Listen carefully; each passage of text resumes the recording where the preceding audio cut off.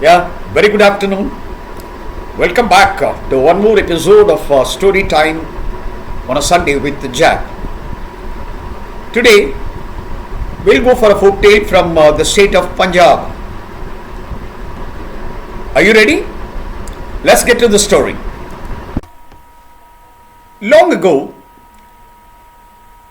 a soldier died leaving behind poverty, his wife, and a young lad. Lad means boy. The poverty was really troubling the widow and her son.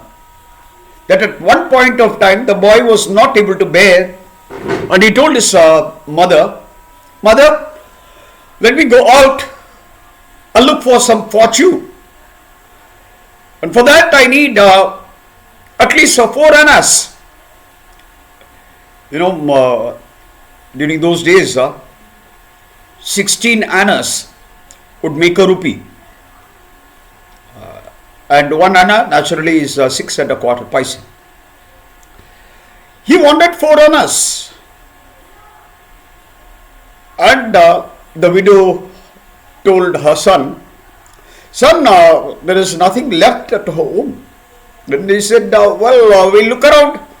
They searched the entire house and they found 6 annas. The son was so happy. He said, "Mummy, I'll take 4 annas. Let me go in search of fortune. With the rest of 2 annas, you be here. Let's see."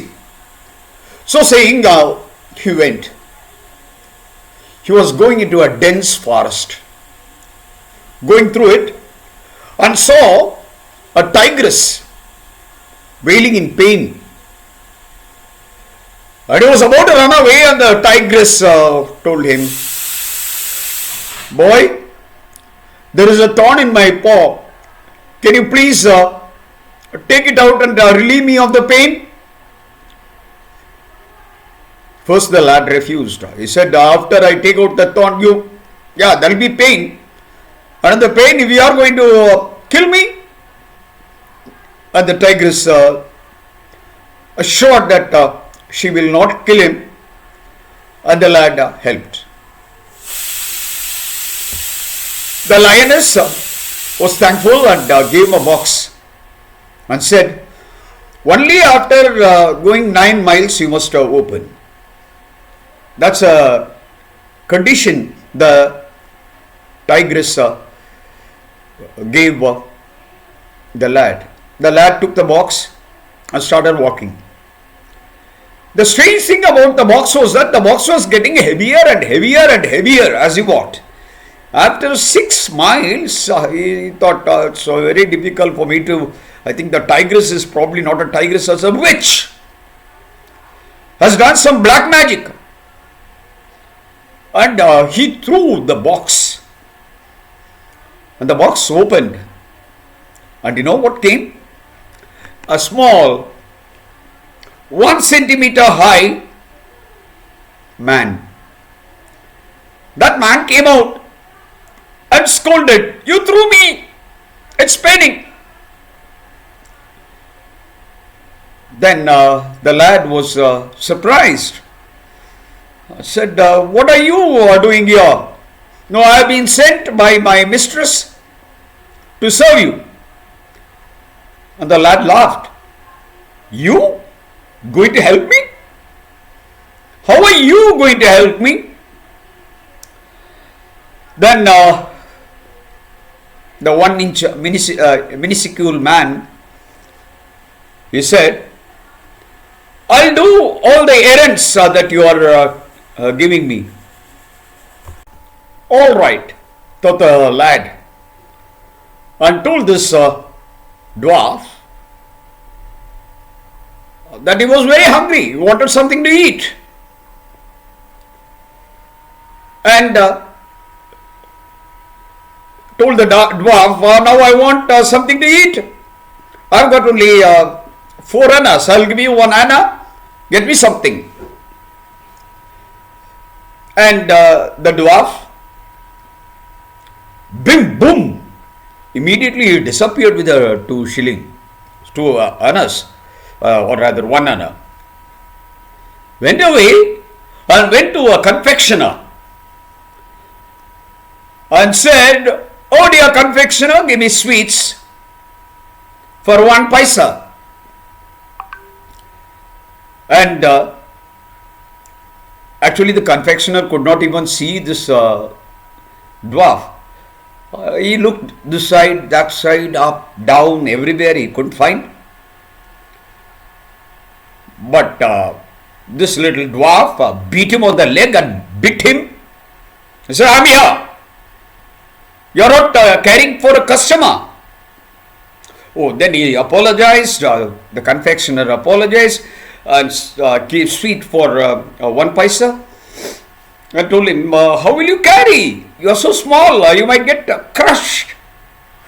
He said, "That's not your worry. I have given you the money. Pack it properly and give it to me." The confectioner gave. He thought the little dwarf will get crushed under the sweets. But bing boom, he disappeared. He disappeared and the confectioner was bamboozled. So this mannequin, you must have seen in your science laboratories, something that looks like a man. It's a mannequin where they explain this is what is this bone, this is nose, this is eye, and all that. That's called a mannequin. So this mannequin flew over to a chandler's shop. Chandler, something like a grocer. That was an old terminology. Chandler. He flew over to a chandler's shop and standing behind a tin. He wanted flour and he shouted. And the chandler could not even see the customer and he ignored. Once again, our mannequin bit his leg, slapped his leg because his size was only that much. He could not slap on his cheeks, right? And then the man saw his poor customer and our friend gave 1 paisa and asked him to give flour. Said, "Have you brought a cart?" Remember, we are not talking about a time in 2022. We are talking some time in good old days. 1 paisa could fetch you that much of flour. And he said, "I have no cart. Why do you bother about a cart? You tie it, keep it on my head." And the chandler did so. Thought this mannequin will get killed by the weight of the floor. But bing boom, it disappeared. Went over to the soldier's son and gave him all that. And he was very happy. And our dwarf, he said, "You people, you human beings, you eat a lot. You have a lot of appetite. High appetite people you are. You eat a lot." And of course, our soldier's son, he cooked his dinner with the flour, took sweets. He took only very little. But our dwarf, he gobbled everything. And while gobbling, you know the meaning of gobbling. While gobbling, he commented, "You human beings eat a lot." And in fact, he ate most part of it. Then they went ahead to a nearby town, a kingdom. It was a capital of a kingdom. And when they were walking, they saw the beautiful princess. Naturally, you know what happens in these stories, right? The boy was charmed by her beauty. He fell in love at first sight,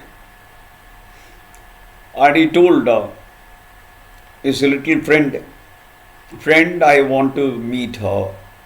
He said, I am so small, why, how can I take you there? You take me if you want. And the young lad pleaded, requested, begged. And by the nightfall, the dwarf was a kind-hearted fellow, you know. So by nightfall, he accepted. He told him, okay, sit on my shoulder. So the soldier's son sat on his shoulder, and bim boom, straight away, the dwarf took him over to the palace, to the princess' room. And she was sleeping. And this young lad, when he came with a big boom sound, she woke up. She was about to scream. And he said, no, I've come only to talk to you. Then she stopped screaming. She didn't scream, and she told the young lad, yeah, what do you want? Yeah, I want to talk to you. And the princess also was charmed by this young lad. And they were talking and talking. And our dwarf, he was very decent enough. He said, I will keep KV. Do you know the meaning of keeping KV? Be watchful, so that somebody doesn't come. So he was keeping KV at the entrance of the room, so that nobody comes.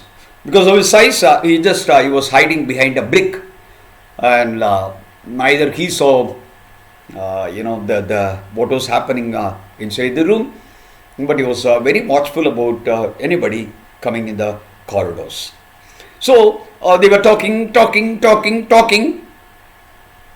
it became day.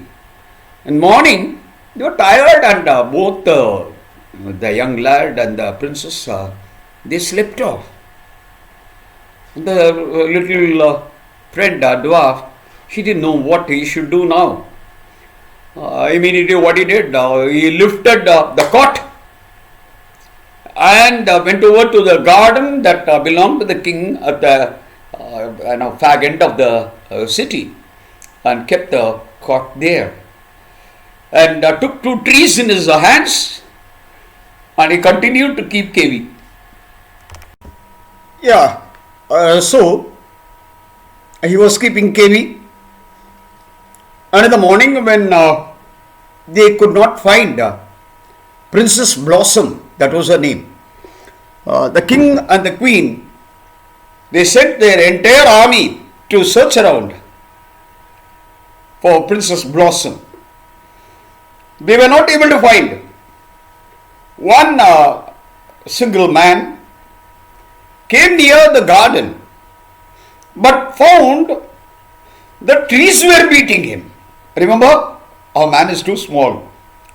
He was carrying the tree, and with the tree he was beating the man. Then the man ran to the king. I really suspect that Princess Blossom is in the garden, but trees are protecting her. Trees are not allowing me to enter. So the king sent his entire army to search for Princess Blossom. But the 2 trees almost killed the entire army. After seeing the fight, the war, our young man, he said, all right, let me leave. And he was about to take leave from the princess. But the princess was now heads over heels in love with the young lad, and she said, no, I would only come with you. I'll not go back to the palace. So then the young man was quite happy.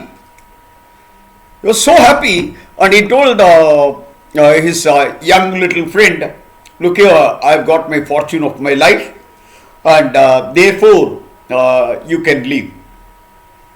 And dwarf got a bit angry, annoyed. "You humans are ungrateful. Go. But I'll tell you one thing. You take one hair from my beard. Whenever you need, you throw it in fire, and I'll come back and stand in front of you, and whatever is the errand you are going to give, I'll do it." So saying, he left. And the young lad, along with the princess,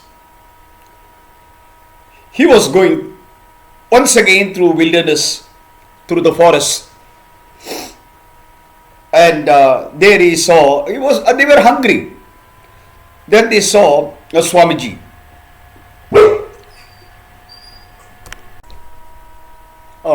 Yeah, that was my Gracie who disturbed me. Now I'm back. So they saw the Swamiji. The Swamiji said, "You come to my hut, I'll give you food." And remember, it was not Swamiji actually. It was a devil who always wanted to eat handsome young men and young slim girls. He wanted to eat. He was in the habit. So he went there and went to the house and told them, "All right, all the things are there in the cupboard. You open all the cupboards except the golden cupboard. Except that you can open all. And I'll go out and get firewood for cooking." With the young lad and the princess, they opened all the cupboards and they found gold, diamond, silver, all the precious stones they found. And the young man got a bit tempted and he opened the golden almirah and he found the skulls, the skeletons of young men and women whom the devil had eaten. So then he told the princess, "Look here, now we are getting lost. What to do?" At that time they heard the demon was entering. So the young princess was very quick in thinking. What she did, she took the hair and put it in fire. And as the demon was coming to eat them, so came a big bomb sound. And there came our dwarf. And they had a very big fight. And the demon kept on changing his form. He tried becoming a rat, he tried becoming this, that and all that. And suitably, our dwarf also changed his form and was chasing. And at the end of it, the demon wanted to become, the demon became a rat and the dwarf became a cat and ate the rat totally and saved the couple and said, "Now you have to defend yourself. Now I am going. I will leave you in your house and then go. Take all the wealth that is around here. And both of you sit on my shoulders." So both of them, they took whatever wealth was there, sat on our dwarf friend's shoulders, and the dwarf took both of them to the house of the young soldier. And the mother was still there with the two annas. And after leaving, bing, boom, he said goodbye and then left. And so he left, and I too leave, leaving the couple, young couple, enjoy their life. Rabraka in Punjabi means goodbye. So Rabraka. Hope to meet you next week once again. Until then, goodbye from JAP. Bye.